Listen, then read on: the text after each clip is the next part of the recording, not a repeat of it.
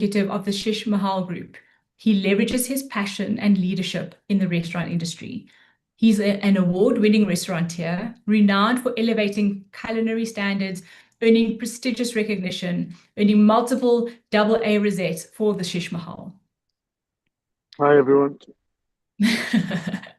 Thanks for that.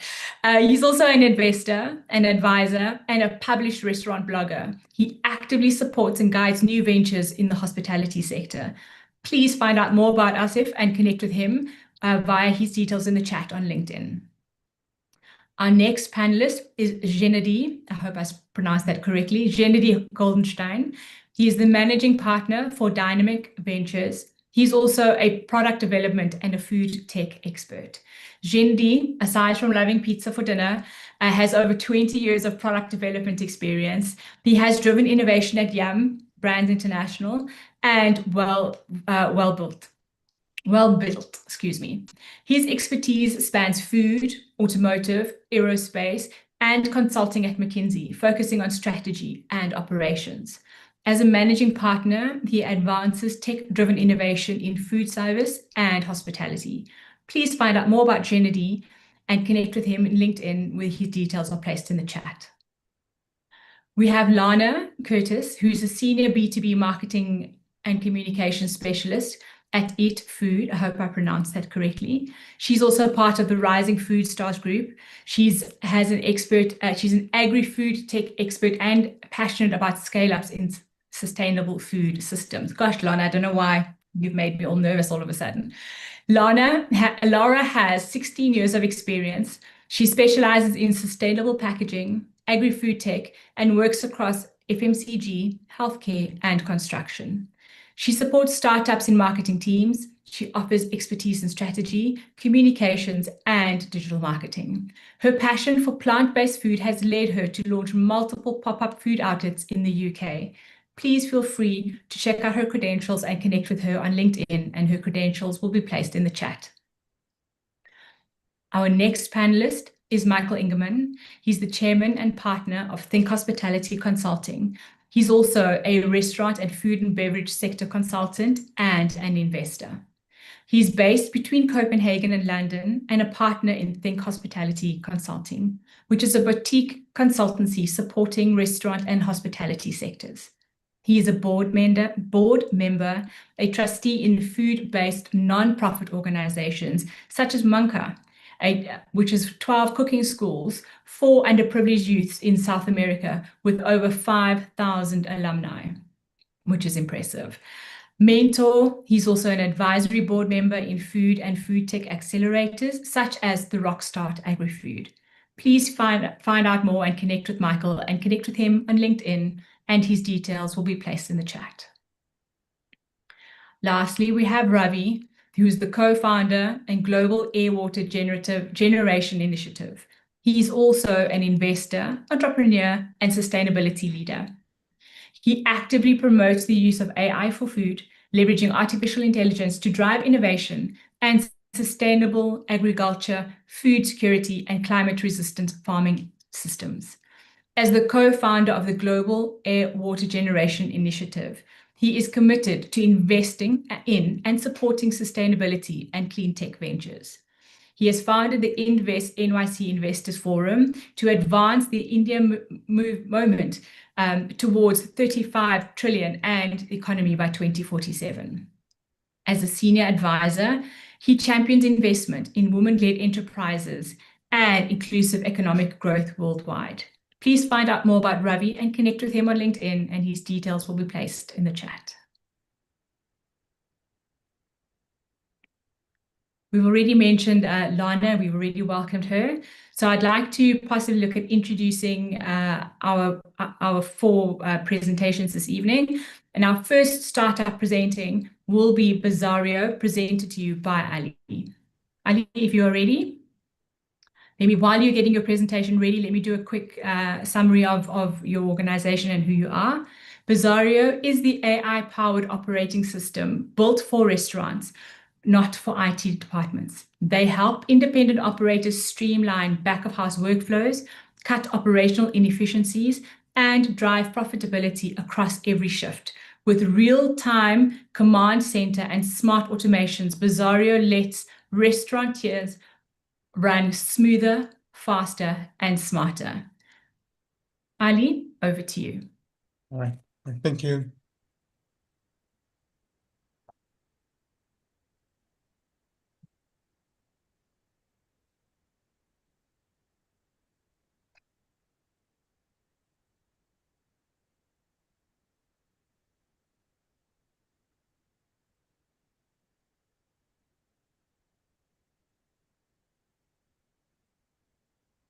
Now, can you guys see my deck? Thank you. Can? I'm mining it. So the reason why we're deciding to build Badari is because about 36% of small restaurants don't have a website, and 84% of consumers prefer a restaurant with an online presence, and about 80% of consumers prefer ordering online.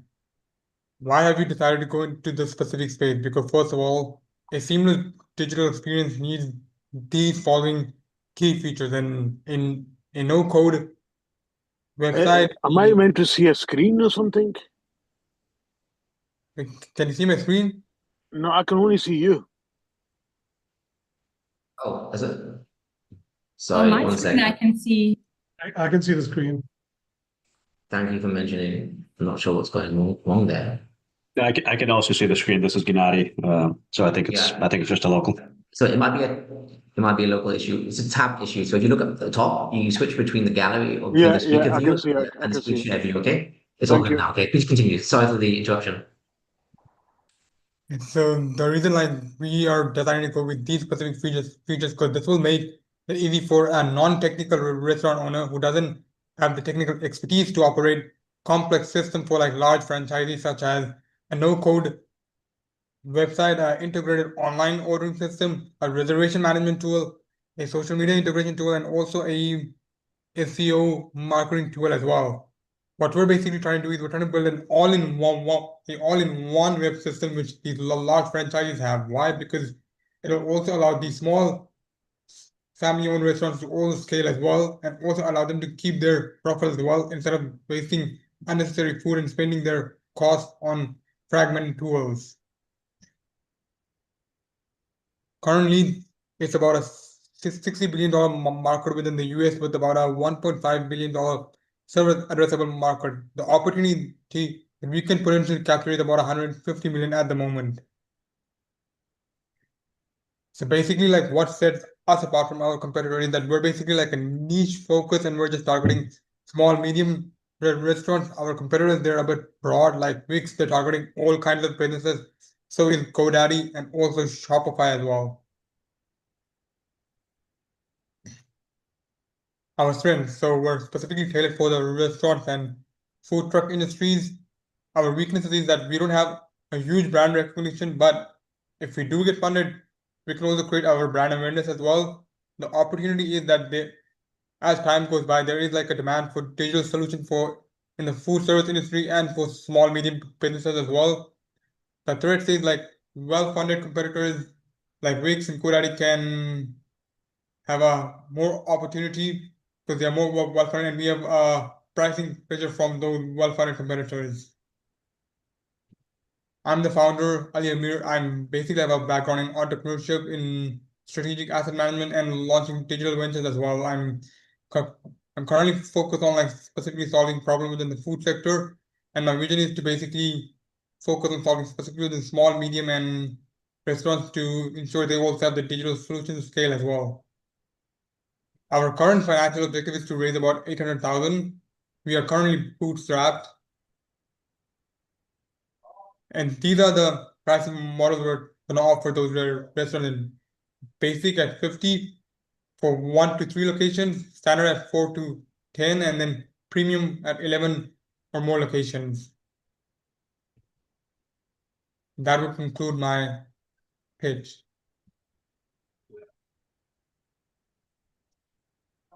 Great, short, sweet, and to the point. You still have 2 minutes to spare. So what I'd like to possibly do is from a panelist perspective, I think I'll call on each panelist to give your feedback, to give possibly a quick question. My ask is to keep your questions relatively short and snappy. If you have external or alternative sources of feedback, please also just let us know. We can then collate it for you. And also from the audience perspective, if you have any questions, feel free to drop it in the chat and I can also manage that. But I think I'm going to go with ladies first. Elena, do you have any questions for Ali or comments? Hello, Ali. Thank you so much for pitching with us today. I would like to know exactly where you are at with the development of the platform. Are you on revenue? Please develop on that. All right, yes. So currently we have our MVP developed and we're currently getting our team together as well. And we're currently pre-seed and we're bootstrapped. So our MVP was made on a vibe coding platform, Replit. So it's not in a position where we can beta test it, but we're bringing our technical co-founder on by next week. And with his assistance, we can deal with the technical side of the product and we can ensure it's in a position where we can beta test it with customers. But as of now, we're creating our own customer waitlist. So when the MVP is in a position, we can move those waitlist customers onto the beta product. All right. So you have paying customers? No, not at the moment. At the moment, we're just like creating like a waitlist of customers who could be potential paying customers as well. All right. Okay, I understand. Thank you. Great. Thank you, Elena. Gennady, do you have any questions or feedback? Indeed. And it's Gennady. Tammy, tough name. Gennady. Gennady. Okay, so it's a hard G. Okay, got it. Hard G. Perfect. I got a few. So Tammy, please just keep time in mind if I get a little bit too verbose. So Elena asked one of my first questions, which is what's your stage right now? So you have a proof of concept. You haven't yet been in any restaurants, right? Fair to say you haven't been in any restaurants. You haven't tested it in the field. So this is a very, very crowded space. There's a lot of similar products out there. Clearly none of them perfect, right? You sense that opportunity. That's why you're also choosing to launch something here. How are you different? If I'm a restaurant operator, first of all, what are you actually targeting? What types of concepts, what types of sizes, and how do you think you're different from tens and frankly even hundreds, depends how you want to slice it, of similar things out there? Yeah, so to break it down, so at the moment, like a small restaurant, for example, they're using like so many tools, okay, that they don't even need, and it's like all scrambled over the place that makes them lose about anywhere between $2,000 to $4,000 a month. So they waste excessive food as well. What we're trying to do is we're trying to like simplify a solution. So instead of for them using like so many tools, they can reduce from like 5 tools to maybe like one single tool or maybe like 2 tools. So this will more likely be like an integration into their current POS system. So their food wastage will also be reduced as well. And so they will also know the amount of customers they'll be getting. They'll have like a forecast of it. So based off that, they'll know how many, like for example, breads to order or how many sauces they need to keep in the restaurant and how many ingredients for specific food they need to keep in the restaurant as well.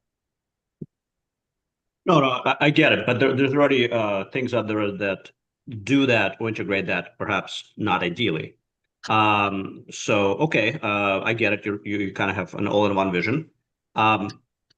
Back to there's things already out there. So let me ask you my questions differently. What customer discovery you've done, or market research, interviews, tests, anything like that?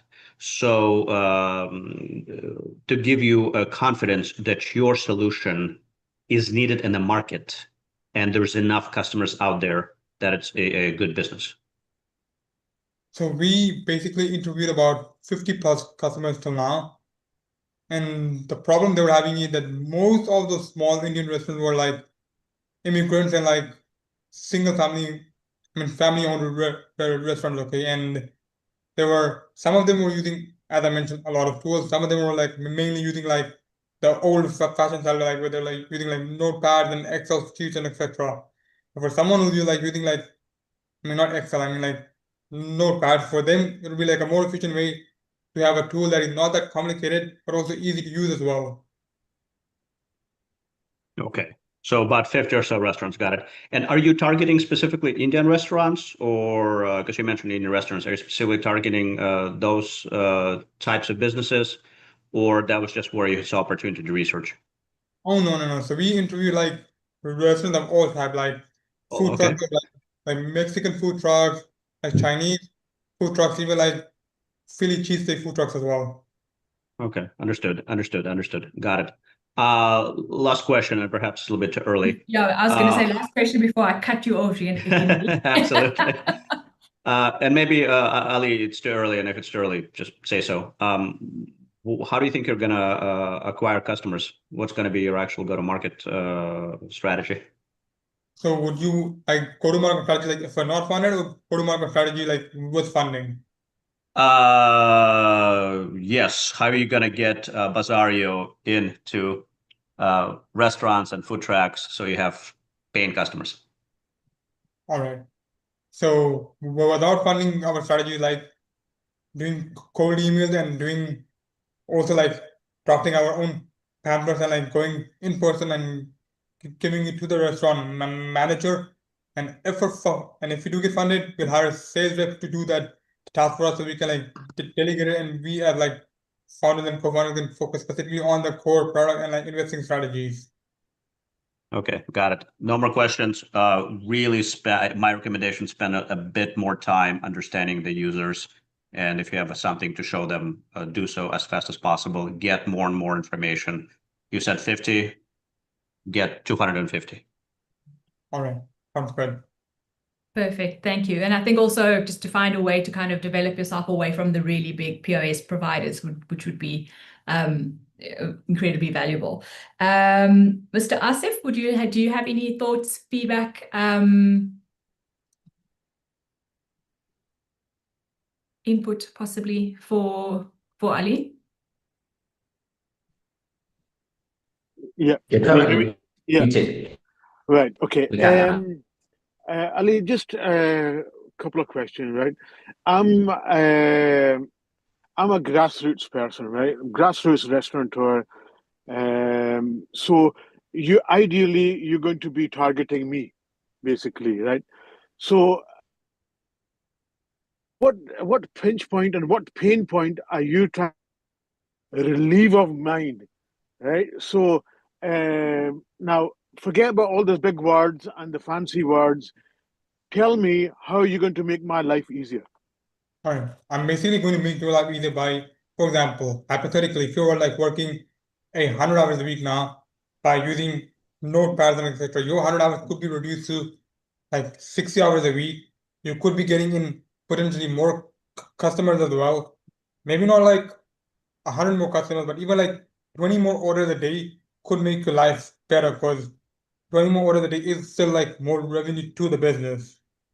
Ali, could you explain to me, like, what exactly are you trying to do? What will your software do? Speak to me like I don't know any of what you're saying. Speak to me. What in a sentence? What will your software do for me? I understand what you're saying. It will save money, save time. But what exactly is your software trying to do? It's basically trying to reduce costs for restaurant operators. How? By basically figuring out how much food they waste. How do you track that? But by using predictive analytics. Right. Okay. So right. Okay. I get that. I'm not trying to be. I'm just trying to understand in my mind. Right. Right now, first of all, do you have a background in restaurants?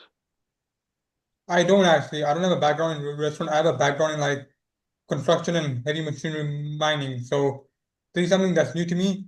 But my friend has a background in restaurants, so that's where I got the information from. Right. Okay, so I'm trying to understand, and I'm a wee bit slow to understand. So please forgive me and bear with me here, right? All right, Right. no problem. So Ali, how does this software work, and how would it reduce? Because any machine is only as good as the human running it. Okay. Right. Now, how will this reduce food costs, and how does it predict, right? If they don't have an EPOS system, if it's a food truck or a mom and pop operation, they don't have EPOS and they don't have the data to go in. How would it predict going forward if it doesn't have data going back?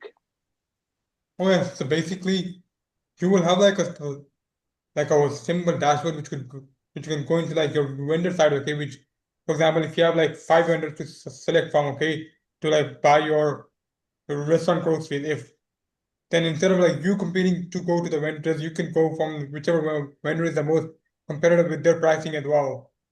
No, I don't understand. Can you explain me what?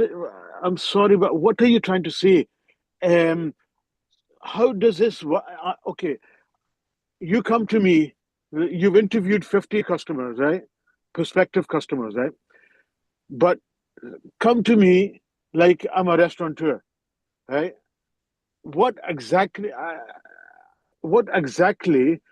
are you trying to, how would you sell it to me, right? I'm not a big CEO.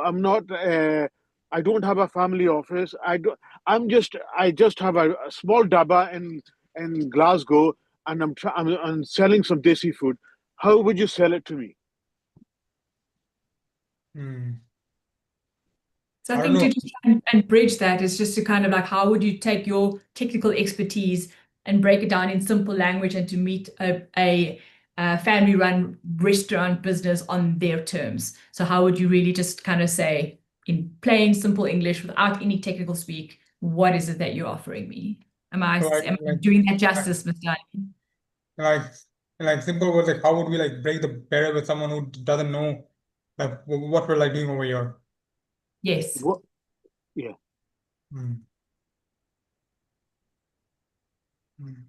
I don't know. I mean, because again, I mean, I'm not even saying that everyone would be using this tool as well. That's all I have to say. Because Ali, see, I want to support you. You have to think, right? You have to think it from the customer's perspective. It's no use disrupting something when you don't know what you're trying to disrupt. If you know the rules of the game, then you disrupt because you know what you're trying to, which pinch point, and what pain point you're trying to disrupt. Okay, right? So Ali bhai, I am a simple person, right? Right, and you have to speak to me simply to say, look, Asif bhai, this is your pinch point or this is your pain point, and this is what I will do to eliminate it. Then I will say, Ali, let's do it. But with fancy jargon and with all this, I'm still none the wiser. I think it's just to kind of jump in here. I think what we'll have to do is set up maybe a session for the two of you in the networking session afterwards. But from what I'm hearing, it's really just a simplification and a clarification on your messaging and making sure that it is relatable to non-technical people. Am I capturing that correctly? Yeah. Because end of the non-technical people who are you going to be talking to, you know? Yes, 100% agreed. Appreciate it. Thank you. That's great feedback. Thank you, Mr. Ravi. I'm just worried a little bit about time. Michael, have you got any feedback or any thoughts that you'd like to offer, Ali? Sure. Except that it's never easy to be last in the questions here because all the questions have been asked. But Ali, first of all, thanks a lot for venturing out here and sharing your plans with us.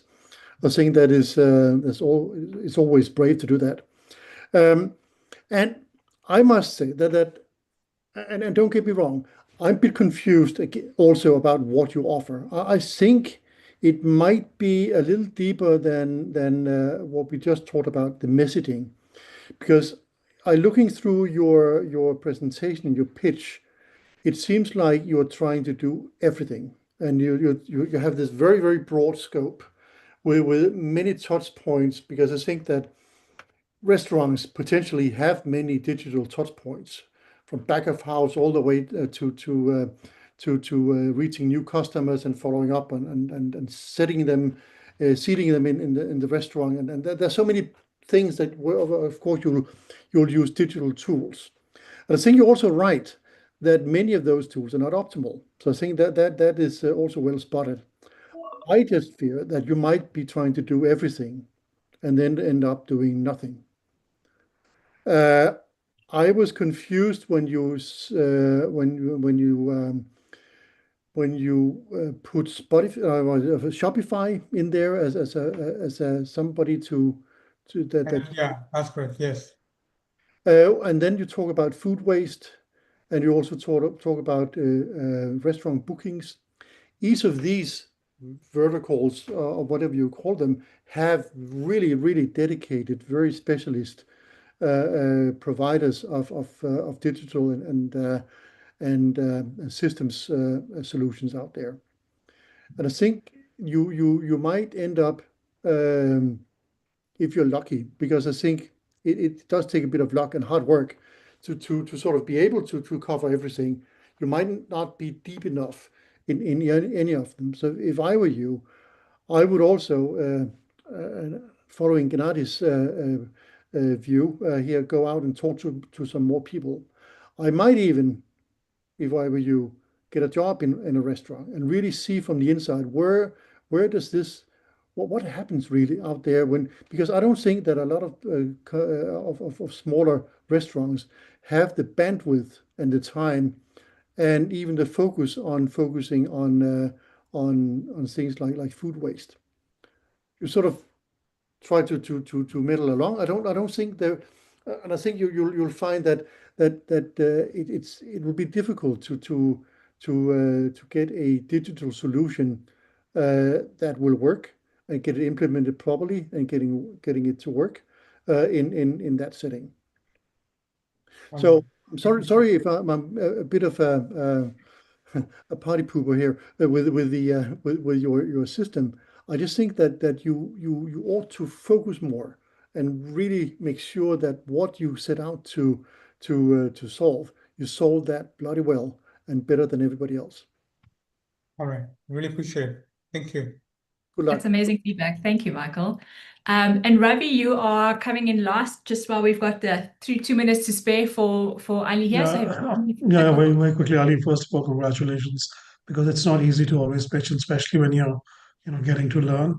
And I think everybody's intention really is to strengthen your vision. I just have one question, because you said you have experience as an entrepreneur. Because when you're looking at a pre-seed, you really are trying to understand the founder, co-founder, and their experience. So if you could just say a few words. And I did not really see that highlighted in your pitch deck. And especially when you're looking at pre-seed and seed rounds, I always understand the founders or the co-founders' journey, and especially if they've been entrepreneurs, if there's any success. If you could say a few words. Thank you. Sure. So I started off with a NFT business as well, which basically harnessed me around a revenue of about $2,000, okay, which is not that much, but which is around the peak time around 2021 to 2022. And besides that, I've also automated and streamlined my entire family business processes. So my family business was mainly, everything was being done manually, and because I know, like, when you do everything manually, it takes a lot of work and it gets a bit tiring as well. So whatever process I thought that could be streamlined, I streamlined that process so we could save time as well for the founders and the employees as well.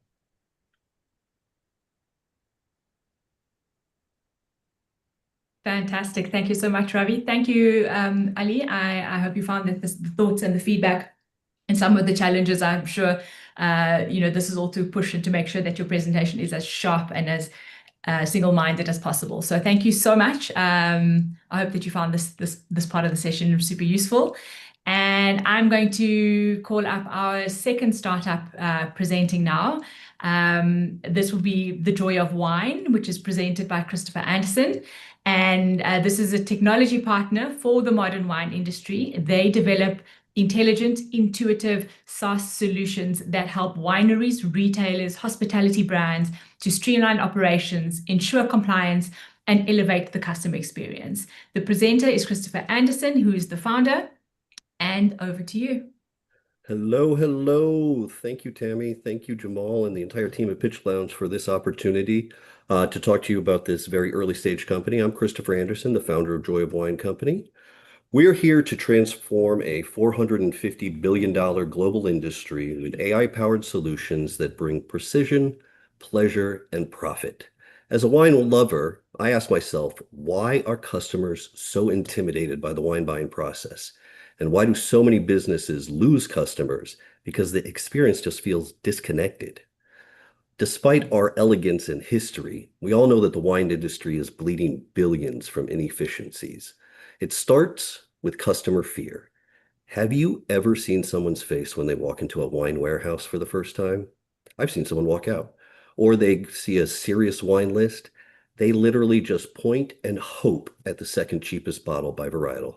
We miss out on sales because staff training is weak and compliance is a nightmare, especially in the US where rules change by state, even county to county. The recent Vine to Mind symposium highlighted how AI is reshaping the wine industry, especially at very large businesses like Pernod Ricard and Chateau Lafite. But small and mid-sized companies just don't have those tools. Our answer is twofold. One, the Shipping and Compliance Tracker is a SaaS tool that automates tax and compliance reporting. And two, the AI Sommelier, a white label AI platform that gives retailers a personalized, data-driven recommendation engine for their customers and staff.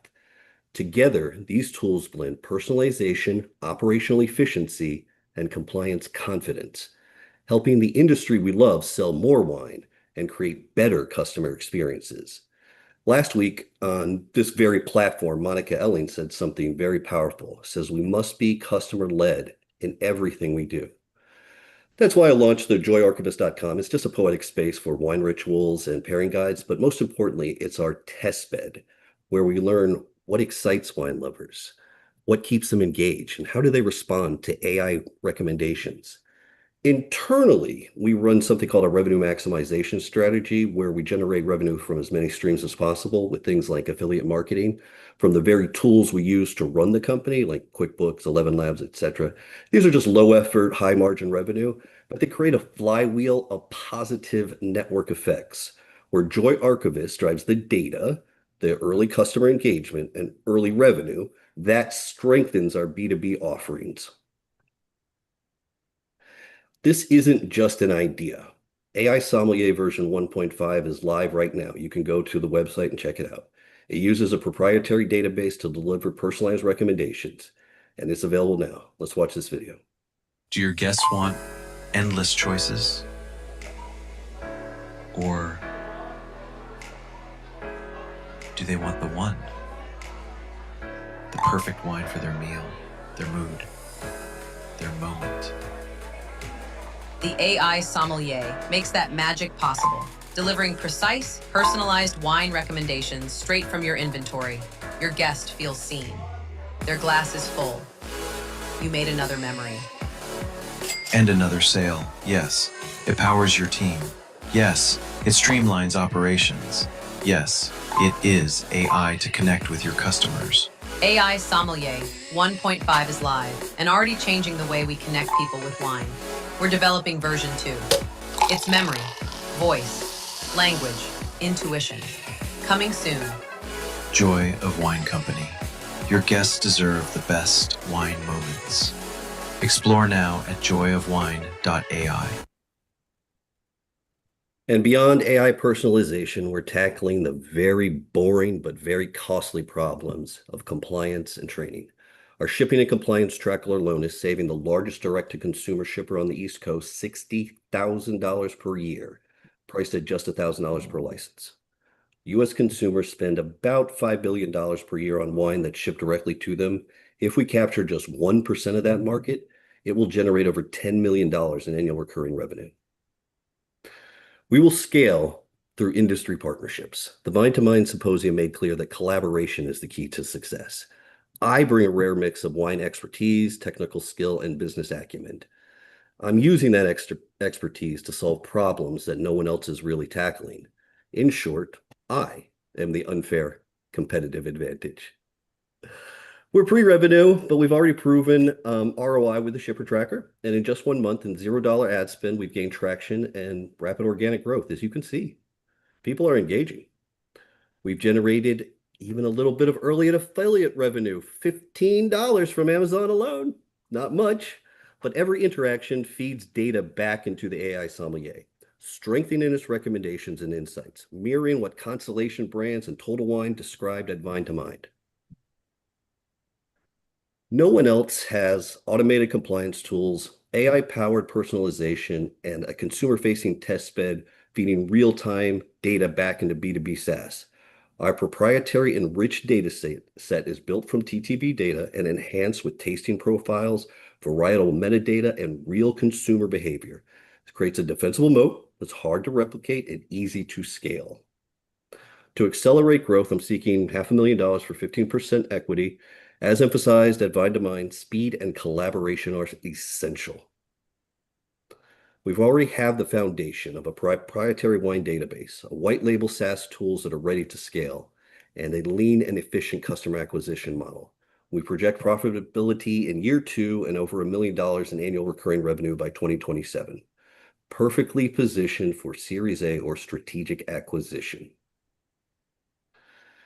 Joy of Wine Company is poised to define the next era of wine technology, but I'm not just seeking capital. I am looking for strategic partners.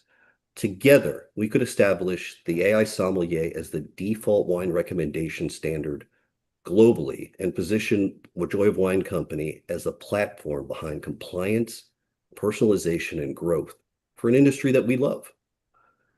Thank you, everybody. I'd be happy to take any questions. Love your timing, and you have 25 seconds to spare, so thank you. I think I'm going to switch it up a little bit. And Ginari, have I got that correct now? I hope I do.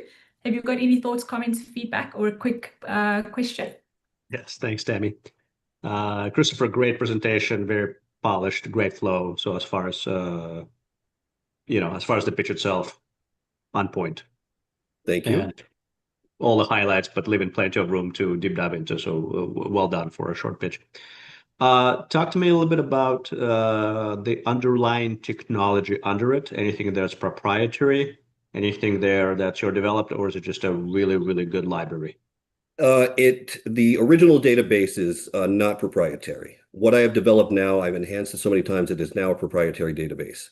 I took the original database from the TTB, which is every single wine that's for sale in the US, over 187,000 different entries.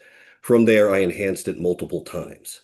What you see on the 1.5 is not even as much as I have enhanced in the 2.0. I already have the database built. It's beyond SQL. It's now to a Mongo database level where the tools, the database itself and the data set is what will drive this. That's what's built already. Now I'm looking for the partners that can help me take it to the next level. So is this like a wine genome where you have it broken down by, I don't know, tannin level and bricks for sugar content? Not that level. I don't have it that level yet. Those are things that can be added as time goes on. Right now it's by varietal, by mood, by pairing. You can see it on what you see on the joyofwine.co or .ai is largely what the data set is from those choices there. But that's really where you have to go for training the AI. I knew I'd had to start with a huge data set. So I found the biggest one I could find, and then I enhanced it as multiple times. And now it's gotten to a point where, I do need the technological help to take it to that next level, as well as the industry partners, because I just released this to the wild less than a month ago. I did trademark it before I released it, just to get some feedback. Just, hey, is anybody else as interested in this as I am? So basically a public domain, tasting notes, varietals, whatever, with a little bit of your extra love. Yes. Tammy, if I have time for one more, what's your monetization? One before I cut you off. Yeah, what's the monetization? How are you actually? What's the thought of making money long term, either by yourself or if you have a partner? Well, there's a couple different ways to go. If I go by myself, I'm just going to puddle along, and it'd probably be monetized, fully monetizable by the end of September. But really, this would accelerate tremendously fast. As we all know, the wine industry is very connected industry. And this could be deployed into a restaurant group or a large retailer. The shipping tracker alone, I think Vivino should license it because it would boost their customer service tremendously. So there's a lot of opportunities for monetization early and fast. And I do think speed is of the essence too. Somebody is going to do this very soon.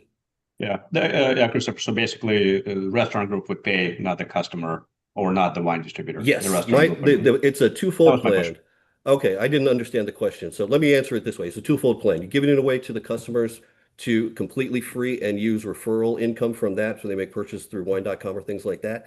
And then for the restaurants, they would be buying it and licensing it. And we would get a portion of sales from either the upfront as well as the recurring revenue from the SaaS licensing fee. Does that answer the question? Perfect. Thanks, Christopher. Great. Thank you so much. I just wanted to add in a comment from the chat for you, Christopher. Oh, it's okay. Lisa. So I don't know if Lisa, if you want to kind of unmute yourself and possibly speak, but just in terms of some feedback she's got for you. Where she Yes, Lisa, I will address that video specifically. Okay. I created that with the AI tools, and it's a little cheesy, and Okay. the user interface is also a little cheesy. I'm having a lot of fun doing this. So Okay. I have not made it to the point where I was planning to present this to the business community. That was really more was looking a month or so down. So this is a little early. So yes, Okay. there's a little cheese, but I'm okay with little cheese right now because I'm Cheese having a lot of goes fun. Cheese goes really well with wine anyway, so I It hear does. Cheese goes very well, even Cheese Whiz. No, That's an American thing. So thank you, Lisa. Are you happy with that answer? I hope you are. Otherwise, you can just let us know, and we can connect the two of you afterwards in the networking session. I was just saying it's just not in alignment with the rest of your presentation. It was such a kind of disconnect for me. I was so hooked by what you were saying, and I was so drawn into it, and I was thinking this is super slick. And then all of a sudden, the video was just completely different to. Yes, and Lisa, I made that video last week. I've only put the presentation together here in the past few days. Yeah. So yes, you are absolutely right. I own that, and I will get better at my presentation, my video skills as I have more fun with this and do more videos. So it's just having it kind of elevates your presentation if you have the good branding assets that support. I do agree. Yes. Yes. And that was a criticism I got from my who will probably be my technology founders. Like, your video is kind of cheesy. You need to get rid of the little bloop bloop. And I knew it did, but I didn't have time to change it before this presentation today. So okay. But it's a perfect call out and it's super valid. So thanks so much for coming on, Lisa. I'm going to call on Elena. Have you got any feedback or thoughts for Chris?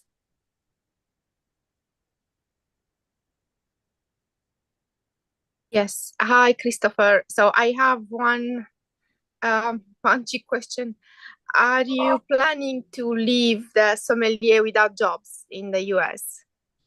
I'm sorry, I don't understand the question.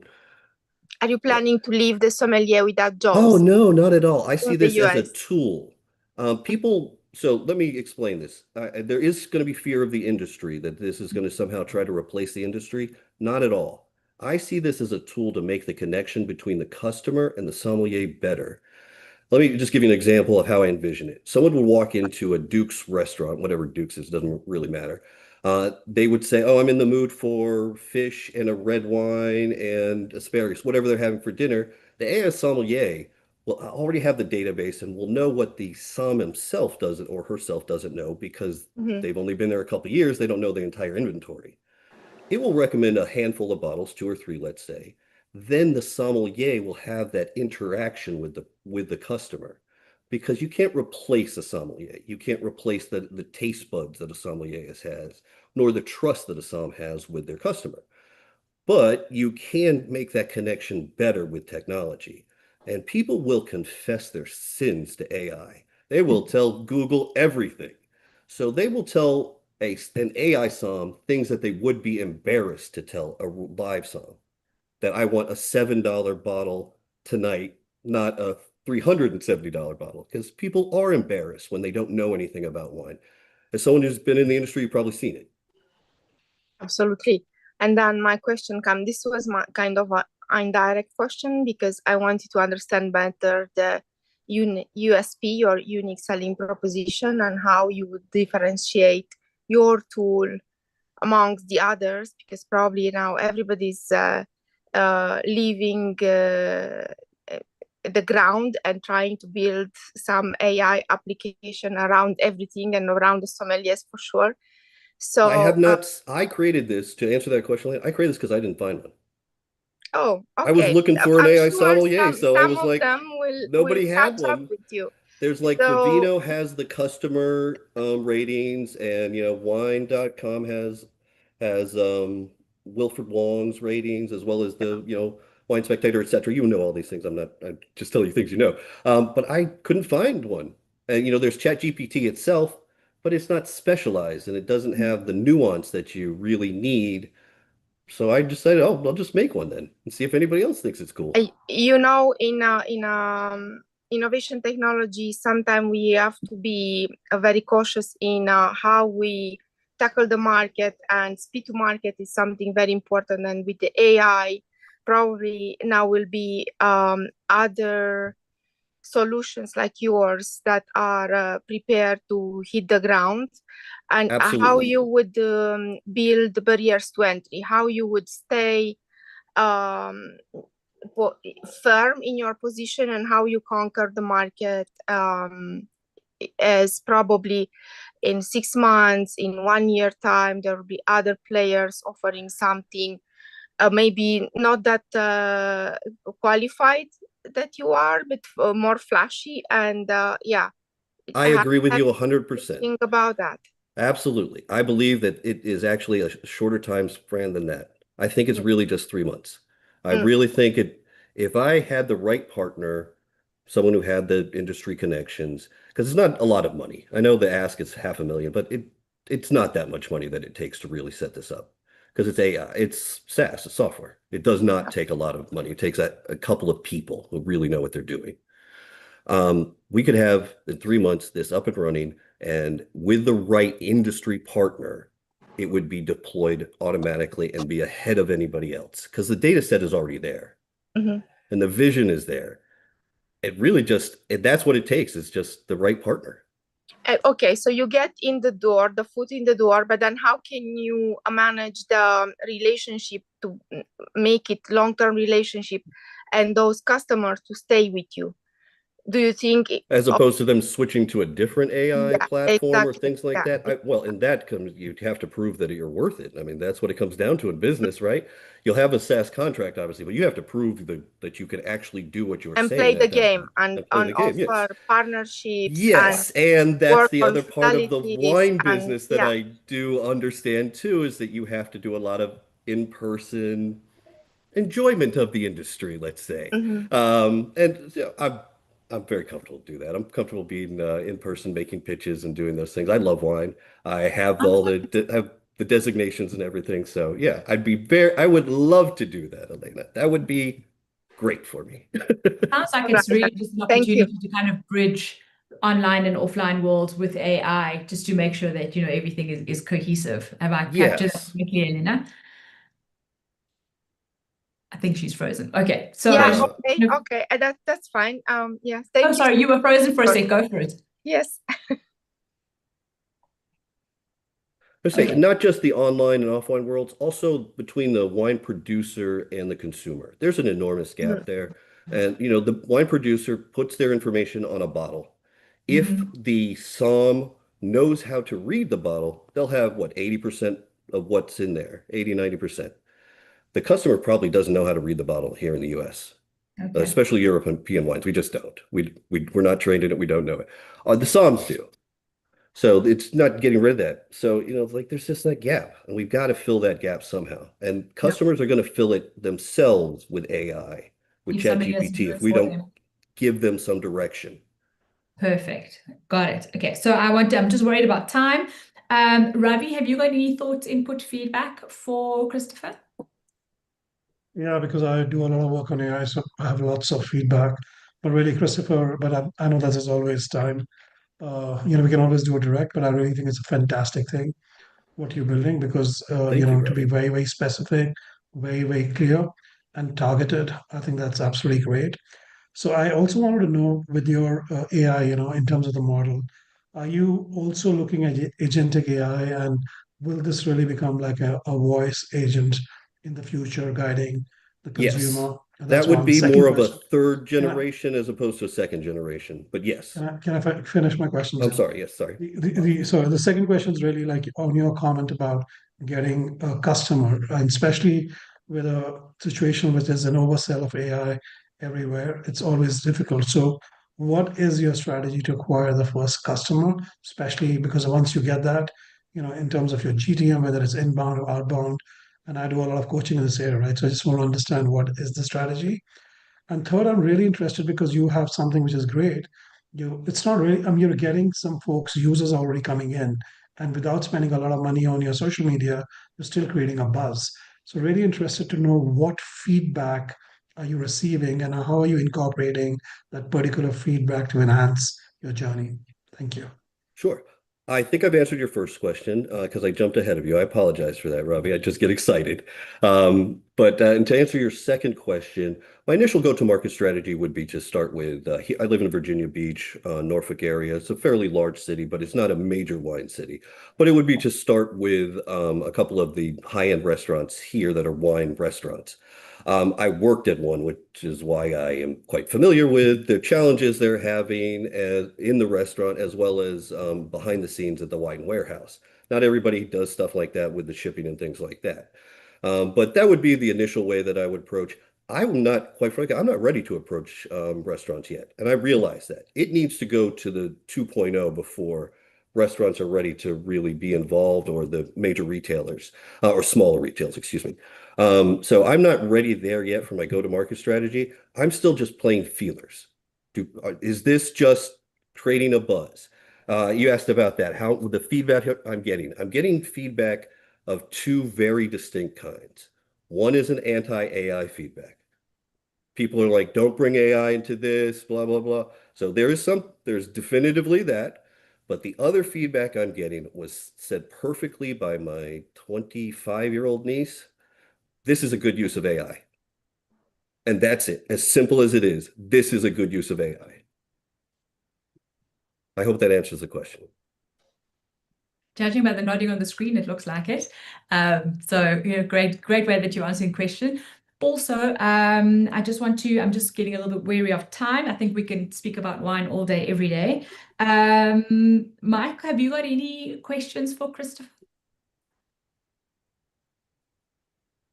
You mean me? Yes, Michael. Any thoughts, feedback? Yes. First of all, good presentation. I mean, if this goes belly up, you can always get a job in voiceovers or audiobooks. Thank you. I've actually done stuff like that sometimes. I've been a long-time salesman, so yes. Right, that's good. So I'm intrigued by the AI personalization and how you will achieve that. Will it follow me as a consumer as I wander through restaurants and peruse their wine lists, so that it knows so it builds up what I like and then applies that to the next one? Yes. First of all, the idea is to do it seamlessly so the consumer wouldn't necessarily know. The consumer would have an app or something on their phone that they would use when they're out in the world. Then when they go into, again, I'll use a fake restaurant, Duke's restaurant, the Duke's restaurant would have the AI built into their wine list. Many restaurants are starting to use iPads for their wine list, where they're getting some pictures, at least some information about the wine. The next level is to have an AI that can make a recommendation. Now, the consumer wouldn't necessarily know in an ideal world, because with the right data structure, they would simply say, oh, I'm in this restaurant, I'm in this mood, and these are the food that I'm getting. And the AI would say, based upon it, or not to say it, but based upon your flavor profile, what we know about you, these are our recommendations from the wine list that Duke's has. Then you'd get to the interaction with the server or the sommelier from there. I hope that answers the question. And I think you understand the vision that I'm looking at here, where it's a fully integrated system, but the consumer doesn't feel that it's integrated. No. Why not? Why wouldn't you let the consumer understand it also, so that when they go out in the world, it's protection for the restaurateur more than anything else. They wouldn't necessarily want to have a recommendation for wines they don't have in their inventory. That's really all I'm thinking. No. But in an ideal world, you would go into Duke's restaurant and your app would know that you're in Duke's. Yes, I agree. In an ideal world, I just don't want to offend the restaurateur. They're the ones paying for things. So. But it could also be working in retail and so on. I just think that I think there's an untapped and very hard to replicate business in really following the customer. And I think there's a great deal of value in it, Michael. I do. It's again, I don't want to offend the restaurateur,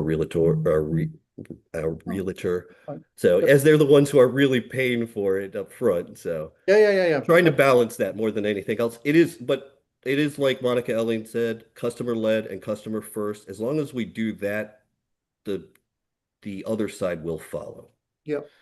The other thing I didn't quite understand is why you're pursuing both the B2B and the B2C, but both the sort of the whole compliance logistics stuff, which seems very, very different in nature than the other part of the business. Yes, good question. And I've been a little ambivalent about presenting the B2C side to investors at all.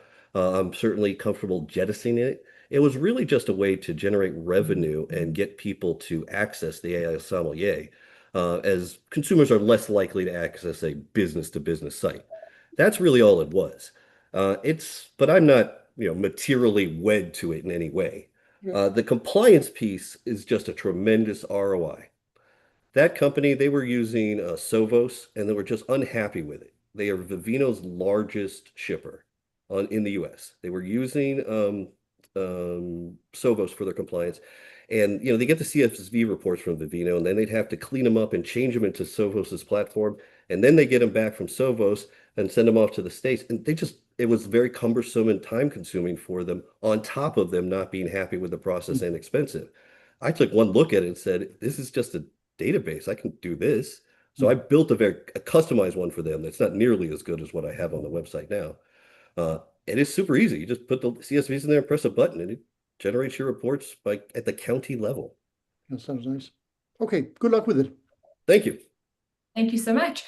Mr. Ali, have you got any thoughts and feedback for Christopher? Hi, Christopher. A very polished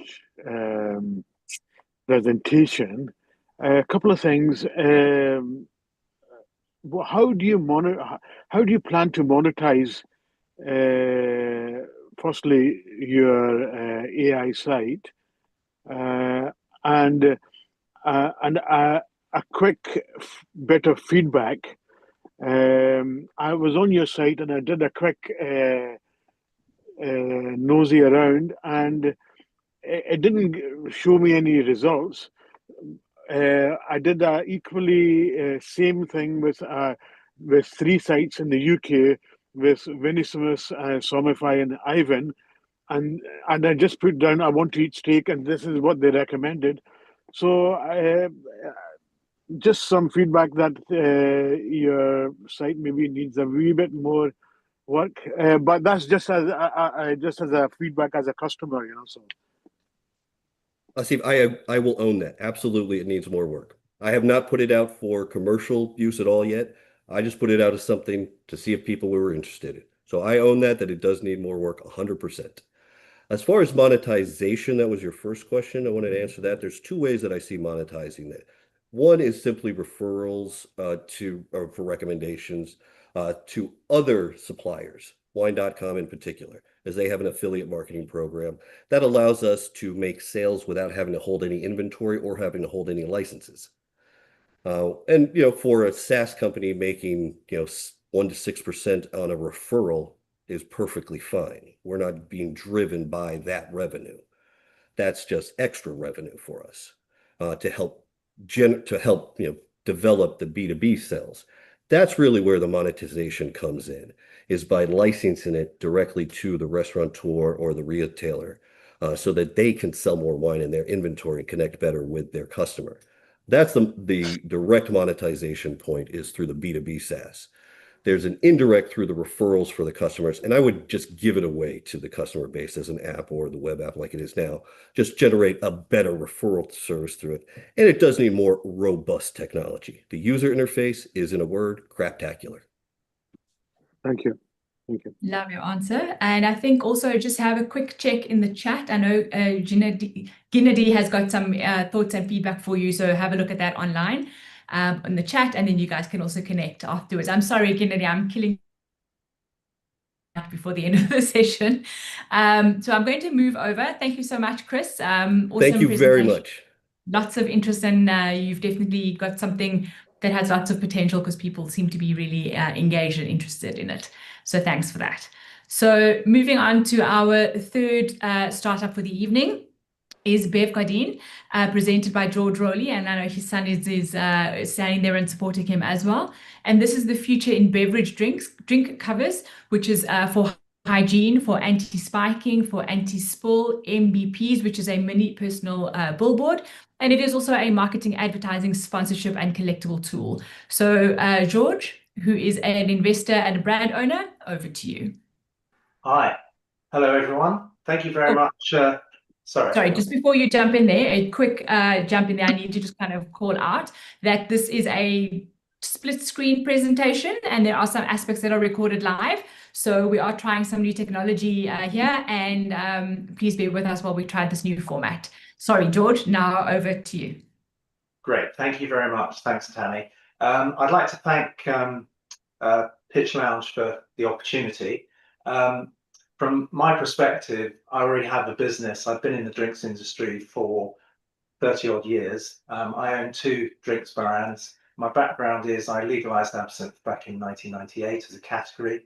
And we're doing a pivot alongside into dry goods, hygiene protection for drinks against spiking.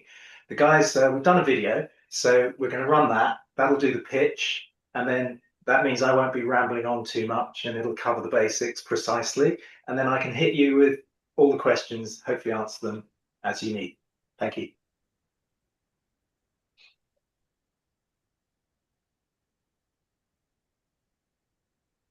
We'll have the sound working fine this time. I know there was that mistake last week. Apologies to everyone who joined us last time. We can hear it nice and clearly this time.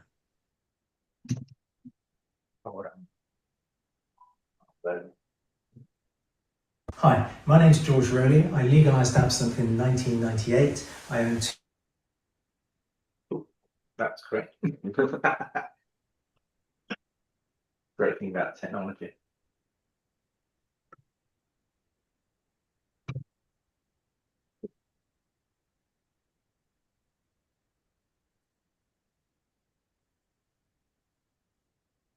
Pavan, can you spotlight yourself so that your video is the main share, please?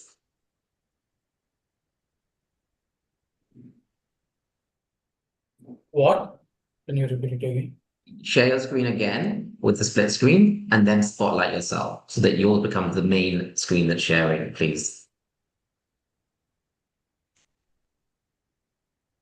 Because if I share, I override your share. So I've just shared, but I have to stay shared. Otherwise it overrides yours. If it doesn't work, then we just do split screen. Can you please share again, please, fast? But I can't do my spotlighting thing. Just forget it. Just share the video, please. There was no access to the pitch deck full screen. If you want to see the pitch deck full screen, you have to reach out to the founder, George, in the chat, and he'll get it over to you. Okay. So you'll see it on the split screen right now. Please begin the video. Thank you, Baba. Hi, my name is George Rowley. I legalized absinthe in 1998. I own 2 brands, Le Fay Parisian and Envy Absinthe. We're now looking to use our distribution network and pivot into dry goods with this brand new device called Beverage against spiking. We're looking to raise £250,000 for 10% equity. The problem, quite simply, people are being harassed, theft and assaulted for sexual assault, which is even worse. So we need solutions. It's a society problem, it's an industry problem. At the moment, they're doing starting education, the government's got a law coming through, California's ahead of us. They literally this month passed a law making it mandatory for clubs and bars to have covers available. And we're looking at the more important element is a functional solution. And that's where Bev Guardian comes in. So what actually is it? Well, here's a good example. This is a paper-based device and it basically applies to the top of the drink. It's got an FDA approved, an EU special masking layer that's on the top and masks the adhesive underneath where you don't want it in contact with the drink. You've got a QR code link going to resources to help people in the event of a spiking, and you've got these corners that anchor it on. So there's lots of positive things of innovation in here, which are all part of a patent pending that was filed on the 31st of May this year. So what have we got? It keeps drinks cooler longer. It's made with FFC paper certified, including the box. It's water-based ink, its adhesive and varnish are all water-based. We followed the guidelines for products if you were a sponsor of WWF. So that was a really useful tip, front end. 100 designs on each device, so you know exactly which is your drink because you have a different physical look to it. So there's lots going on and it links into things like Drink Aware, as we'd hope would be the case. So what have we got? How does it apply? Well, the good news, it's very simple. You take your device, either the bar do it, you strip it off, you line it up on your drink like so, and then you just literally rub it on like that, firmly. And that's it. There's the device, it's been attached, and then where the cross is, you stick a straw in. Lovely French mojito. So, the great thing about it is it's a single solution, one device for open vessels, cans and bottles. So what's actually happening to date? Well, it's being driven by the universities at the moment. They're even using their welfare funds to financially support getting in covers to protect the students. The government have got a new bill coming in. The Police and Crime Bill 2025 is going to come out in November, we believe. It's charity driven, business driven, so there's lots going on, and obviously the move in California recently. The box itself, very interesting. I've created this from scratch. What you'll see here is a special hinge device. If I pull that forward, and that goes forward and back, and that allows the bar person to pick out 1, 2 or 3 as they need or more and hand them over, and they've still got a free hand to be making drinks. So very user friendly. It's even got these mini feet, so it's raised off the bar if the bar is damp, having just been cleaned. So where's the revenue stream? There's 2 streams. Classic, this is a dry goods device. We're going to be supplying through the drinks network. So we're literally treating this as though it's a bottle of spirit. That's how we're approaching this. So it's quite innovative in that respect as well. It's based on fauna, aquatic, flora and mindfulness. That's the program I've developed in conjunction with a 10% going to respective charities per year from gross profits after tax. Then we move across to what we call bespoke. Bespoke revenue is different again. The bespoke revenue is going to be more than 33% that we're looking at on this side, and it's going to be linking up with multinationals, big corporates, groups, other drinks companies, hotel groups, concert festivals, you name it, anyone who wants promotion right in front of the customer. We then look at who's involved. Well, there's myself. I've got 30 years plus experience in the drinks industry. Before that, I was a Lloyd's broker.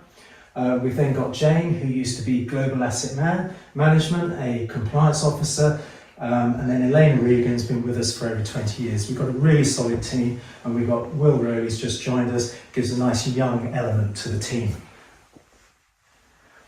So funds, very simply, we're raising 250. You just need to read the slide because it just gives you a rough breakdown of where we're going to spend the funds and how they'll be used to grow the company. So here are some testimonials. They speak to themselves. We've got a charity saying we've been looking for a product like this for years to come through. The sustainability side's fantastic. We've got universities, we've been to a couple and they both like the product. So it's good news on that front. And one of them uses over 50,000 a year, 2,000 per setting. And these are products that literally, well, to be fair, aren't at the level ours are. We are literally next generation stuff. So I didn't even mention the fact we've got tamper evident on the device, but thank you anyway. If you're interested in what we're doing, you want to become part of what we're up to, reach out to us and we'll see if we can do a deal. Thanks very much. Appreciate your time.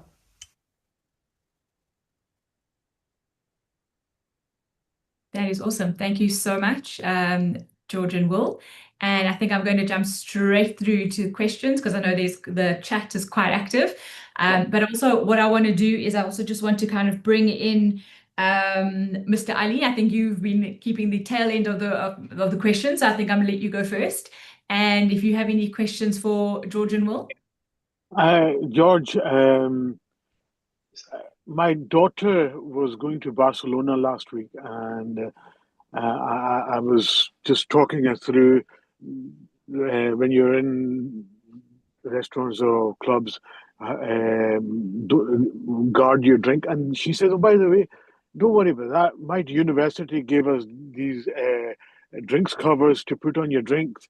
So they literally just put on top of the glass or the bottle, and that protects the drink. So I understand how important this is because I've got 3 kids, 2 daughters, and I understand 100% how important this is. And so the universities are on it, but maybe not to a standard that.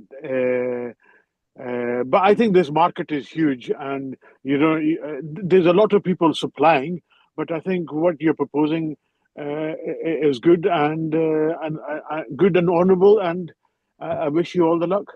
Thank you, thank you. So to answer a bit of background on the universities, so the good news is the universities have been looking at this as a welfare issue for the last 2 years, but it's ramping up in the last year quite a lot. And they're actually accessing their welfare fund in some cases. Now, some universities, they're buying over 50,000 units at the beginning of the year.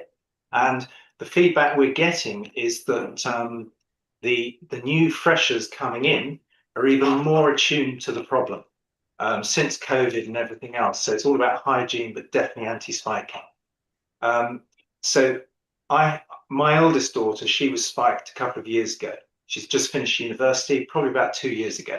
Fortunately, it wasn't a serious incident. So it was just a didn't feel well incident. It's a big issue and it's a very serious one. I got into it, I started looking at it 10 months ago. And I turned up with Will, who was actually doing a presentation. So I actually have a contract with the NUS for Envy. Envy is basically a student-developed absinthe I created some years back at 40%.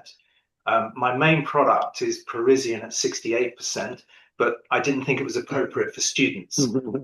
So Envy is our sort of stepping stone product into the category at student level. So we have a contract with the universities. The universities have a portal, and on that portal, what we're looking to do is basically, I had this meeting with Will, and I saw these foil caps on the back of the bar, and I said, what's this about? And they basically said, well, it's for spiking. And I said, well, surely spiking is not a problem in the university. And they said, well, 80% of spiking is the tipping of other alcohol into non-alcoholic or alcoholic drinks to get the young lady or man drunker than they realize they are. So obviously they can be more influenced for whatever reason. So I initially looked at it from a marketing point of view. I thought, brilliant, we'll put the Envy brand on the device and I'll supply it for free. Would you like that?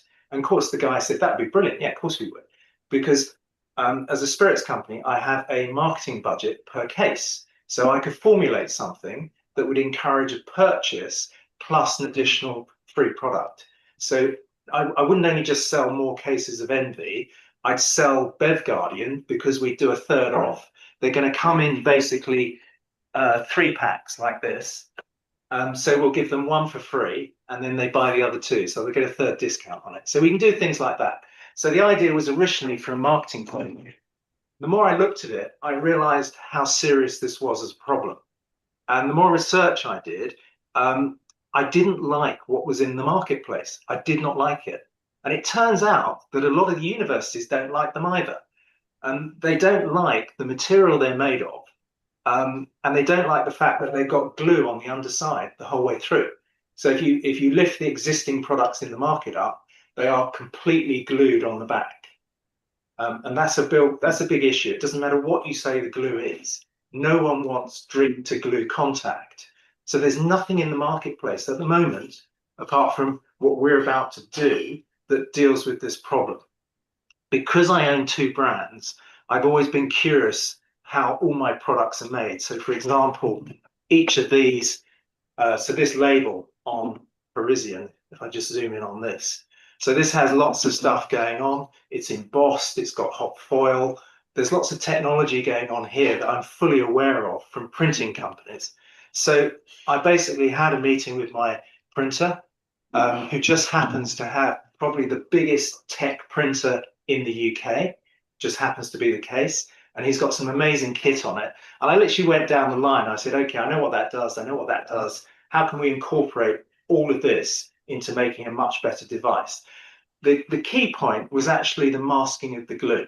So what I've done is I've reimagined a print line station to make a device. But in doing so, I've created a product where we actually mask the glue underneath where we don't want it. So in our George and Bill, I'm so sorry. I'm really concerned that we've got one more panelist sorry. on our presentation, and this has become a very passionate printing and glue conversation. Oh, sorry. No, it's all good. I love your passion. I really do. So what I think I'd like to do is, if any of the panelists has got like a seriously burning question, let's let that one person kind of speak up. Otherwise, we'll have to kind of take it offline into the networking session. I'm so sorry. I just want to make sure that Aaron has got his time for his presentation. Yeah, sorry. My apologies. Sorry. Just one from me. Just one from me. Sure. Is there anything special about the product yes. that, you know, like unusual rather than just a simple cover? Yeah, okay. It's something that's so simple, but it's really complicated. There's over 14 techniques that are happening within the process of making this device. Now, the patent we filed covers 5 things. I probably won't get all of them, but the main one is the masking. Now, because we're masking, we're able to use off-the-shelf materials. So that's a massive price advantage. And what we're using is FFC material. So it's forest stewardship. So it's trackable, sustainable paper. So we've gone. The market is currently metal foil. Now that metal foil is also causing little cuts and nicks with the bars when they're trying to recover their glasses, because they don't want to throw them away with a foil cover that's stuck onto them. So they don't like them. And they're telling us that, but they're saying there's nothing else in the marketplace. So my masking. Interject. I'm so sorry. I think you guys are going to have to, resume the conversation. I got it. It's some basically know-how on manufacturing. I got you. I read you. You're good. We got unique tabs as well that come down that lock it on the glass. The tabs also have tamper evident built into them. So we've got a special area on each tab that will absorb sweat and technically DNA. So that's a space that we're looking to evolve. So if someone does engage with it, that's not the bar staff, the drinker, and there's DNA on it that shouldn't be there, it's going to help the police. So we've gone way beyond just it's a cover. And you have gone way beyond your time as well. So I'm going to cut you off now. Thank you so much. If there are any other questions from the panelists, please, feel free to drop it in the chat, or we'll link you up afterwards for the networking session. But very interesting presentation. Aaron, I'm so sorry that we kept you waiting. And I'd like to introduce our fourth and last startup presenting this evening, which is the Good Food family. And the proposition here is conquer the mealtime chaos with the Good Food family app. where we make healthy eating fun, affordable, and easy for your family. The team believes in great nutrition opens up endless opportunities by boosting family health and happiness, and they aim to unlock every child's potential and help adults to live longer and have healthier lives. Aaron, over to you. Yeah, thank you, everyone. It's a pleasure to pitch to you today. So while I'm just getting the screen share sorted, please give me a second. Are we there? We are we? Someone can just let me know if we have liftoff. It should be happening anytime soon. Yes. Oh, there we go. Right, excellent. So thank you, everyone. Just to clarify at the beginning, we are a B2C app. And as was kindly introduced, we are gamifying healthy eating for families. And of course, we're powered by our AI. If we were a tech company that wasn't at the moment, I think we'd be at a severe disadvantage. So we're in an interesting time. I guess they all get on the same page, right? Chronic disease, which is incredibly attributed to diet, is spiraling out of control. Now, lots of people are trying to doing it. We've got lots of public sector initiatives. They all kind of tend to be failing. So what we're trying to do is to take a different approach. We want to remove the barriers and we want to change behavior of people. And we think we can build a huge movement here and form habits, essentially. So a little bit about the team before I show you the product and what we do. I, co-founder and CEO, Aaron, I spent 10 years in tech sales. I'm quite technical, but really my passion is sales. But my family, I come from a family of food entrepreneurs, right? So we're in everything from produce wholesale to, I'm a third generation produce wholesaler to farmers. My co-founder, Tony, he's a creative. He spent 30 years and he's got a big vision for this app and how we engage families as a whole. It's quite incredible.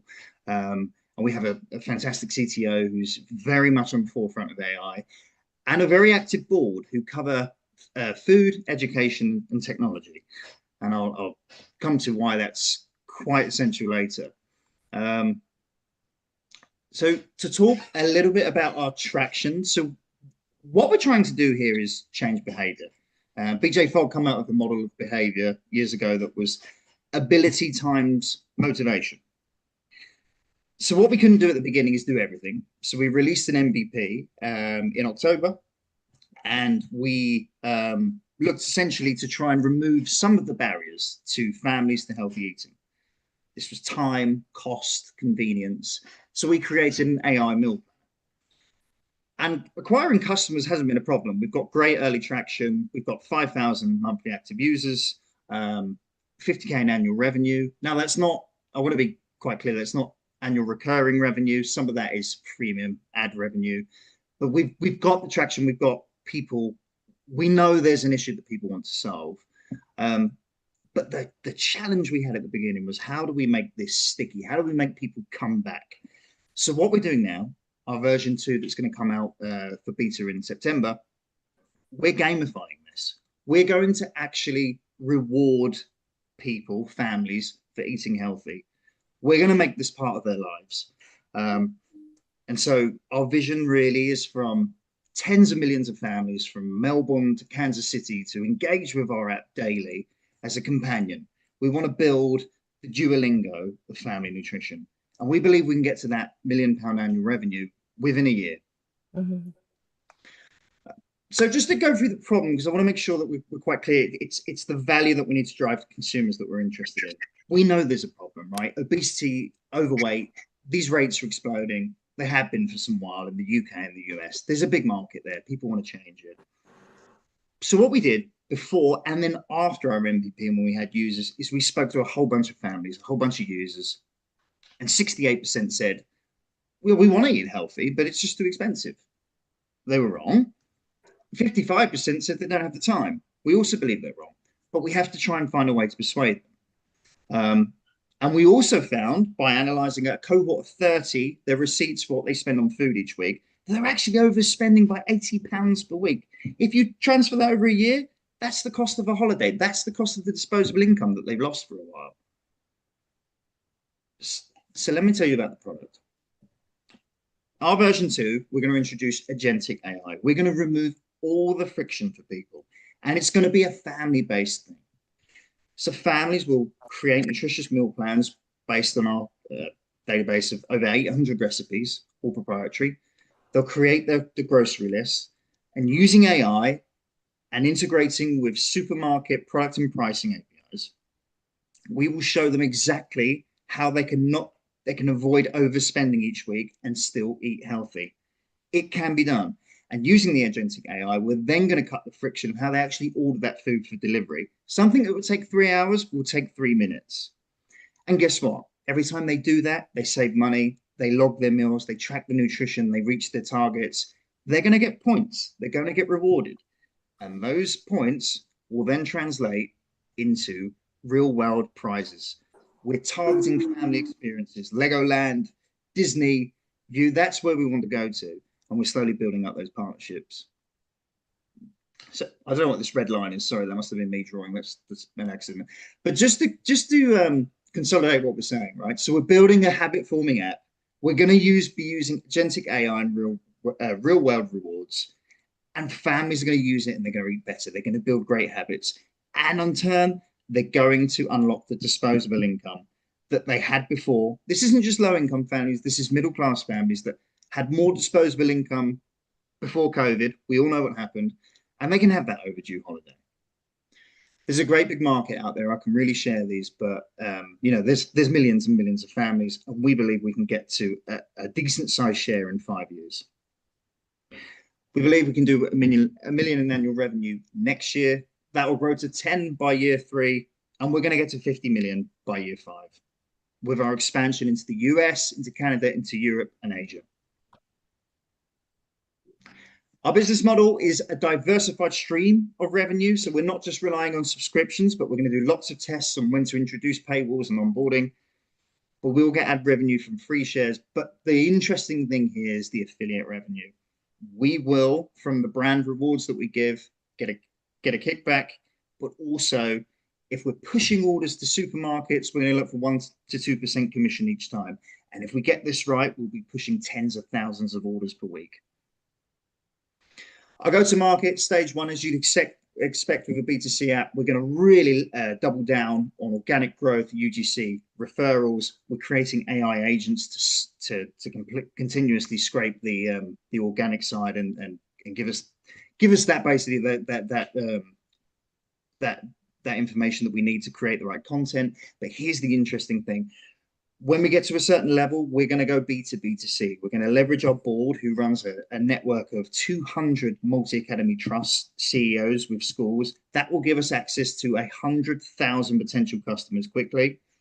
And we are going to hit insurance companies and healthcare providers. And we're even going to try and make this a prescribed preventative healthcare device for the NHS. That's what we're looking to do. That's where we're looking to go within 2 years. We want to move quickly because the problem's so big. We haven't got time to waste. In stage 3, that's when we do our international expansion, and that's when we really rock it. Competition's interesting.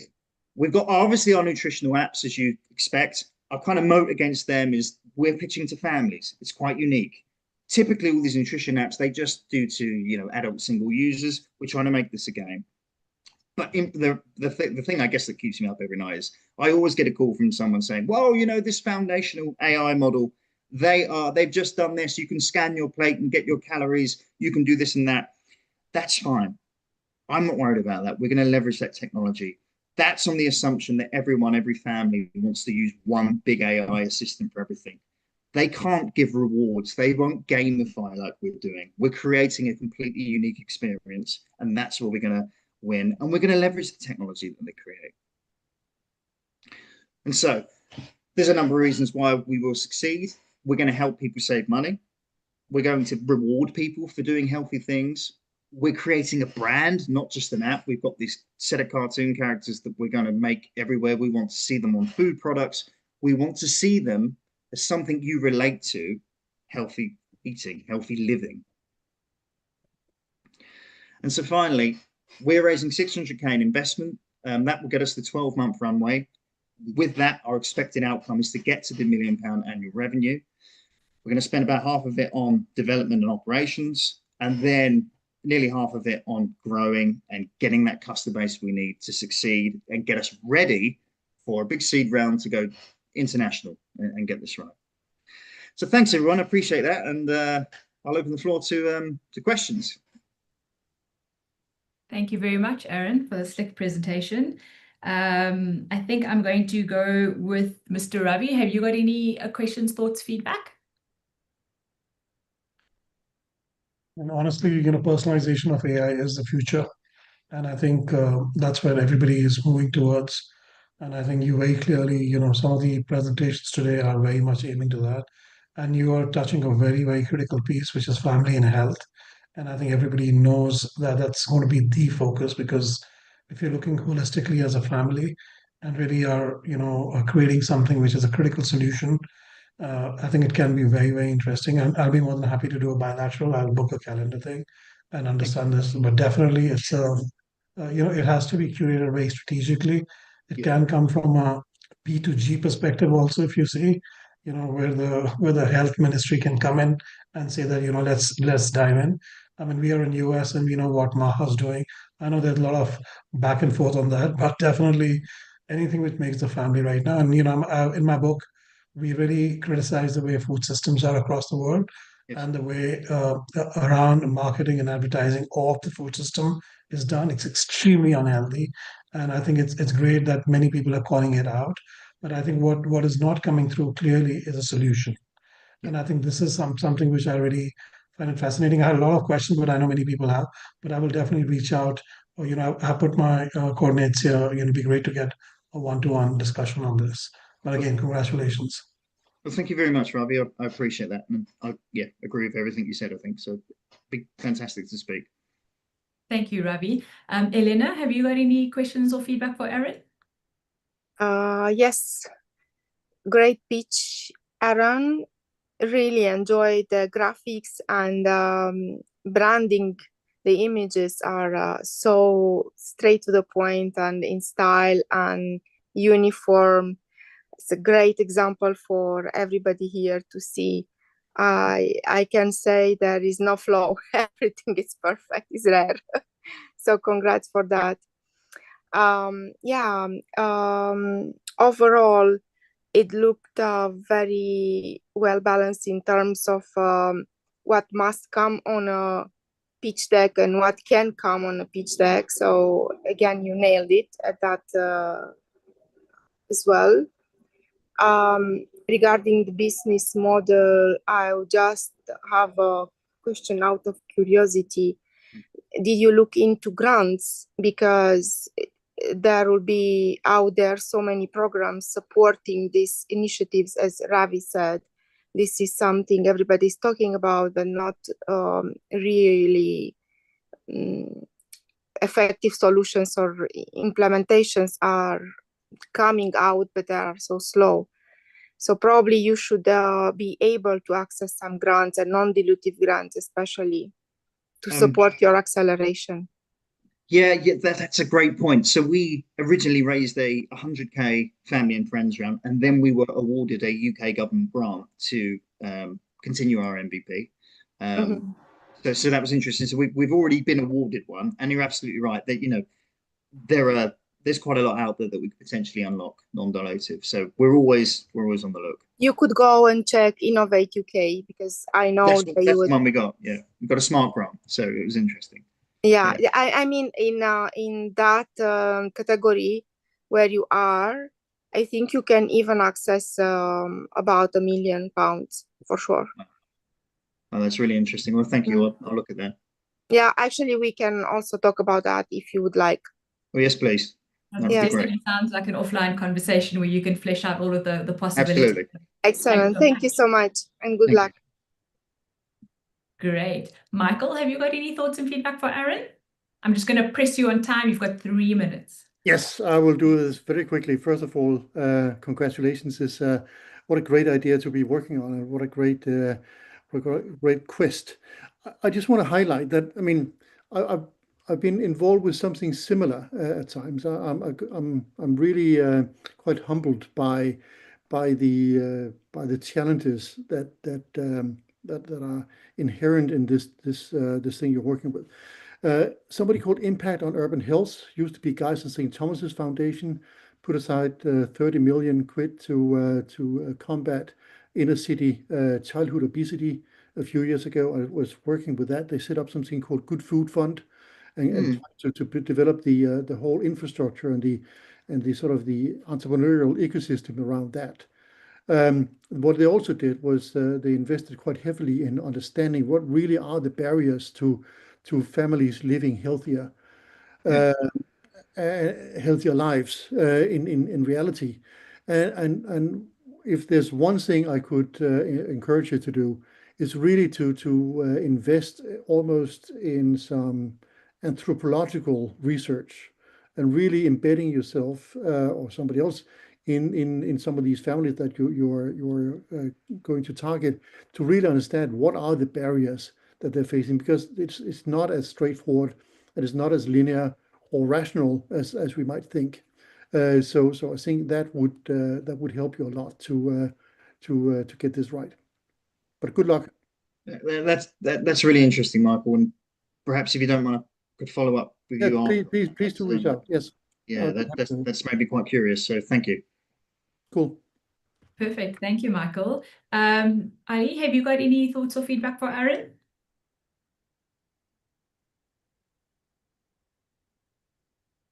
You are on mute.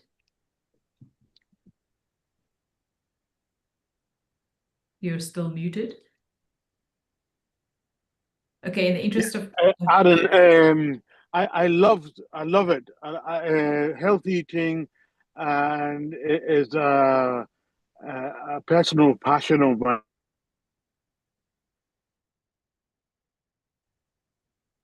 Oh, he's frozen, right? Oh, Yeah. that's a shame. So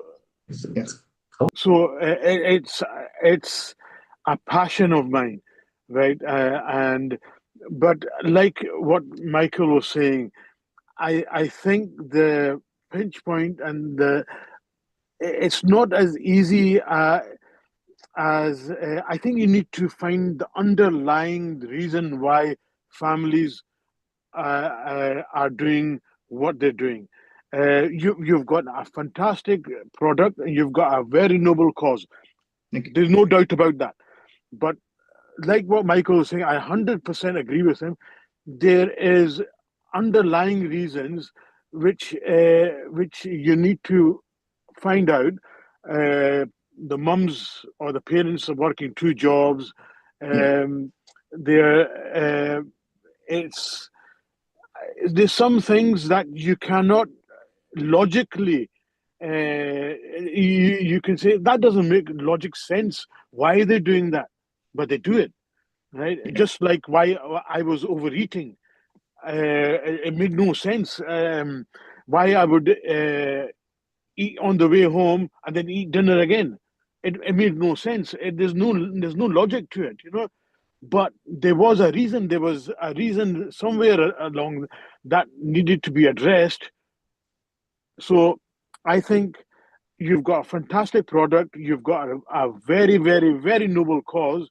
But I think there's a wee bit further investigation into the why. And it's the why that is going to make you from £1 million a year business to a multi-million pound a year business. Because if you hit the why, then you've got an open runway, right? And you've got an open road, right? So it's the why. It's why a mum in Glasgow, they say Easter house. Or why is a mum in Glasgow in the Easter house doing what she's doing? I'm sure she loves her children. Right? I'm sure she wants to take her children to trips. I'm sure. But why? What is the why? If you find out the why, you've hit the nail on the head, right? So I think you've done half the battle, but you need to discover the other half to make the first half go skyrocket. Look, I think that's a fantastic point. And it's a little bit difficult to put it all into a 5-minute pitch. But what I guess to answer that question, I agree. I think that's where the hyper personalization comes in. What we're going to try and do with the agentic AI is make it proactive. So we're going to extract as much information, as ethically possible about people's routines, about their problems, get them talking to it, and that's where I think we're going to make a solution for everyone. So I think the point you've made is absolutely right, and it's a really complex problem, and the only way you can do that is to engage with every individual, every user family, and get what you can. So yeah. I really hope your product absolutely nails it. Thank you. I really do, because it is a passion of mine, and but sometimes the why is not as apparent. Why do people smoke? Things like that. So that's right. Thank you so much, Ali. And the last person with a Y, Mr. Jinadi. Jinadi, sorry. Have you got any questions or thoughts for Aaron? And you've got 3 minutes. Yeah, no worries. Aaron, I'm actually going to disagree a little bit with Asif, and everybody has opinions. Opinions, right? I'll just give you mine. Don't try to do too much. At the end of the day, what you're doing, it's a super complex issue, insanely complex issue. We all recognize it. Your effort is absolutely admirable. Your heart is absolutely in the right place. Even if you take the 80-20 approach, and if you do 20% that provides 80% of the benefit, enormous win. So my take, don't try to crack everything for 100%. Even if you solve 80% with a 20, huge win for humanity, just huge win for everybody. And my other comment, it's a comment, it's not really a question. At the end of the day, if this is a business and the idea is to make money, really, how do you make money? If the idea is that it's a social enterprise and we're doing this because it benefits humanity, I get it. But if the idea is to also make money, where could that realistically come from? Who is that customer that's going to provide pounds sterling, dollars, euros, or whatever in exchange for the benefit being provided? And the user here may be different from the customer. User uses the product, customer gives you money. Often user and customer are the same. This might be one of those cases where people using the product are not the ones that are actually paying for the product. So just think about that. Yeah, that's great feedback. Thank you. I will think about that. Amazing. Thanks for that feedback. And I think that's wrapping up the final questions and answers. I'm sure there's lots of hearty conversations that will happen offline and after the session, and possibly in the networking. So thank you to everybody that presented and to our panelists. I just wanted to do a quick summary before we head out into breakout rooms and discuss the networking sessions. But I just wanted to quickly do a quick wrap up. So our first pitch was Bizarrio, which is an AI-powered operating system built for restaurants, not for IT departments. And that was presented to us by Ali. And then our second startup was The Joy of Wine, which is a technology partner for the modern wine industry. So an AI sommelier, if you will. And that was presented to us by Christopher Anderson, which also, we've articulated and expressed the pairing of cheese and wine. So that was also a really hearty conversation. And then our third pitch was Bev Gardin, which is the future of beverage in drinks, that covers hygiene, anti-spiking, and acts as a mini personal billboard for advertising and glassware, and making sure that no glue touches your beverage as you are consuming it, and making sure that it is safe. And that was presented to you by George and his son. And then our last presentation was the Good Food Family, which in summary is to conquer the mealtime chaos with the Good Food Family app. And that was presented to us by Aaron Loveman, who's the founder and CEO. So, and my timer has just gone off. There we go. And I think if we are going to move over. So now we are going to represent the startups pitching this evening. We've already kind of run through a quick snapshot of each company that presented to us. And Jamal, is there anything that you'd like to add? Yeah, I think it's important to say, Yeah, thank each of the panelists. So I've just pasted their intros into the chat. So if you can change slide, please, Pavan. So we've got them on screen. Thank you. So big thanks to Asif, Gennady, Laura couldn't make it, but Elena, thanks for stepping in. Michael Ingerman and Ravi Kakara, sorry. Thanks all of you for your kind time and your fantastic questions and useful feedback to the presenters. In addition to also offering a lot of follow-up time with them. So I'm looking forward to hearing about those follow-ups and what comes from those. So I've got a few different announcements before we move to the breakout. Just be like a few minutes, stuff about our community, upcoming events, etc., etc., etc. So I'm just going to move through these now. So we'd like also to thank our supporting companies as well. So Meiraj.ai helps with branding, marketing. I think right now his website might be down, but he's a fantastic branding guru. He's great. And also big thanks to Sascha, who supports a lot with the community building and kind of introducing startups to us who need the help, feedback, the support, the exposure, but also connection to investors. Big thanks to Tammy. This is the second time this month she stepped in while Sascha's been away on holiday. I love your energy, Tammy, your ability to be strict and keep control of things, and also add in your own little bits of expertise as well, because you're obviously a consultant and particularly a quick service restaurant and also wider marketing consultant throughout the food industry. So thank you so much. We'll continue to promote the pitches to the startups that pitched this evening, both for our newsletter, our kind of on-demand recording and live streams that are available on our different platforms, and also be doing some more post-event posts over the course of the next week.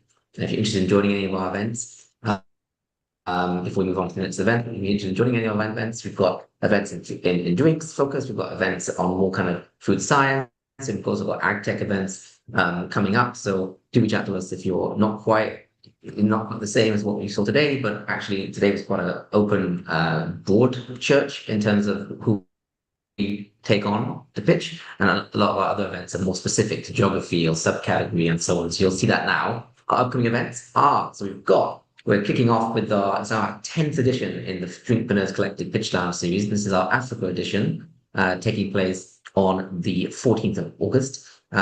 We should have a fantastic event team involved, and we're co-partnering with Calvin Udisi, who runs the Kenya and the Africa Drinks Awards, and his company Ascenti Africa. And we're lucky again to have Emil Ward confirmed, who's our drinks-focused investor and regular panelist, and Meiraj Singh, our wine and drinks global industry specialist as well. So fantastic event team. I'm looking forward to helping them make that event a success. And if you're interested in import, export, or supporting African entrepreneurs, particularly in the drinks industry, please join us or reach out. We'd love to hear from you, or even hear that you want to pitch.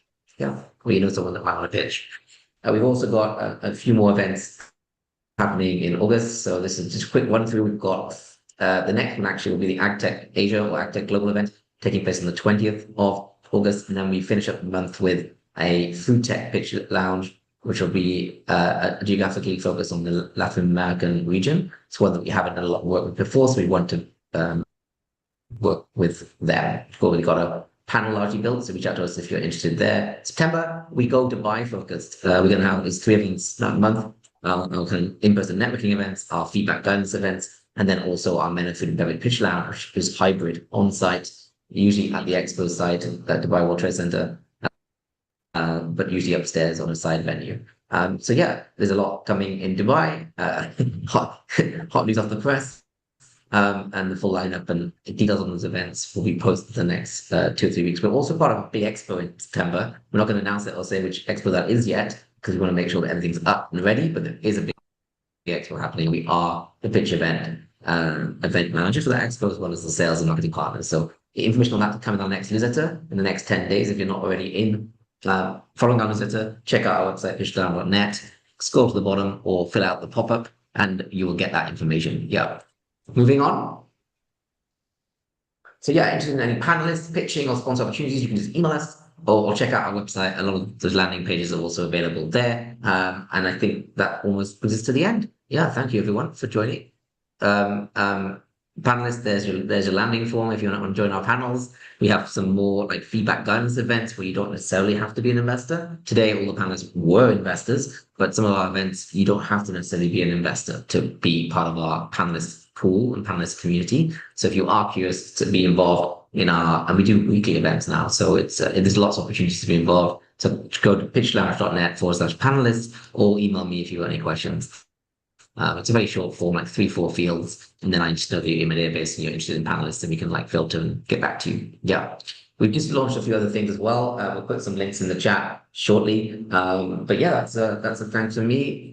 Thanks from the team. Thanks to Pavan in the background. He's a fantastic executive assistant and event production assistant who does a lot of great work with us, and also does a lot of internship management and helps place the VAs in different companies who are both looking for experiential learning, but also companies that are looking for experiential hiring. So reach out to him if you're looking for some fantastic, young, talented Indian VAs, because I've also been very impressed by him and some of the friends of his that we've been working with over the last 3-4 months. So more to come on that in the future.